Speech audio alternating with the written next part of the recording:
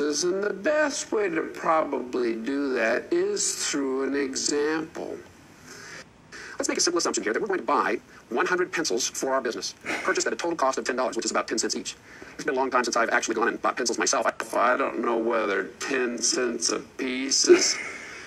To me, that sounds a little expensive, so that if that is expensive, we'll just think that, hey, these are gold-plated pencils, you know, and so maybe they're a little bit more expensive. But we buy 100 pencils for $10.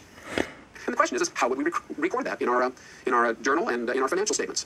It would be totally proper accounting to record this purchase of pencils as an asset, debiting pencils, or maybe call it office supplies, and crediting cash. That's totally appropriate because an asset is property or rights that have probable future benefit. Well, pencils are property. I mean, you can touch it. And we're going to use